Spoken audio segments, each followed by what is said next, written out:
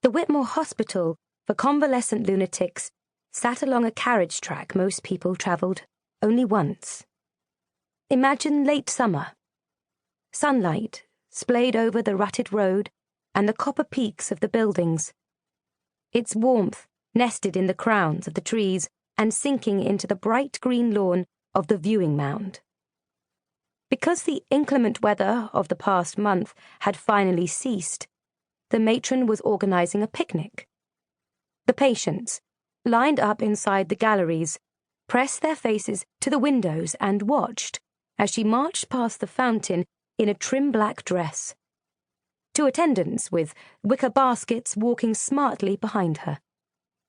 The inmates, Leeson and Herschel, were in the gallery of the men's ward nearest the door.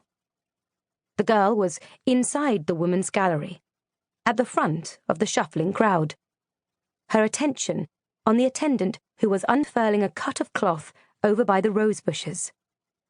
How the sheet lulled briefly on a pocket of air before being snapped into place on the asylum grounds. It was the 2nd of August, 1877. We know this because Jane has read accounts of the day, and we have stood over her shoulder and read alongside her. 106 souls were in residence that summer, most in the main wards, 5 or so in refractory care. We know that 2 of the attendants were off work with fever, and that the superintendent was in the city applying for a permit to extend the farmyard so as to better accommodate the new litter of pigs. A litter that Sir Tom, the hospital tabby, was attempting to avoid by slinking along the stone wall at the edge of the property. Leeson and Herschel studied the cat from the men's ward window, a distant spot of ginger against the press of the woods. By the time the matron's attendants had brought out the next round of hampers, the animal's progress had been stalled by a cleft in the stone wall, a V-shaped opening that Sir Tom surveyed briefly and then leapt into. Leeson turned to Herschel just as a whiff of fresh air, of drying earth and dilly grass gusted into the corridor. Surprised, the 2 men looked to its source, a gap between the ward door and its frame.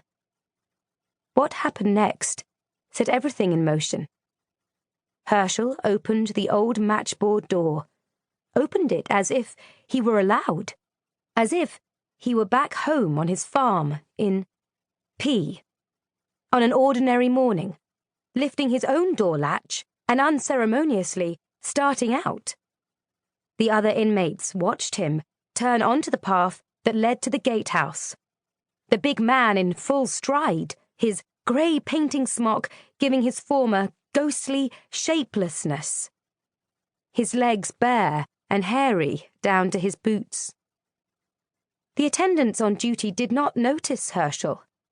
2 of them had gone back inside to fetch hampers from the kitchen, and the 3rd, a lanky blonde, was lingering near the door to the laundry, flirting with the sisters who worked there. The matron was alone on the grounds, kneeling by the fountain, smoothing out the large staff blanket and setting out the silver. When she finished, she sat up, and Herschel, registering her broad back and the whirl of her red hair, veered away, moving steadily toward the wrought iron gates. By the time he was pottering toward the woods and the collapsed section of the stone wall, she was folding the table napkins. A flurry of cheers went up in the men's gallery when he made it to the stone wall. The other patients watched as the farmer lifted one leg and then the other over the rubble at the base of the cleft. For a split second, Herschel seemed to waver there, and then, whoosh! He was gone, his whole frame swallowed by the trees.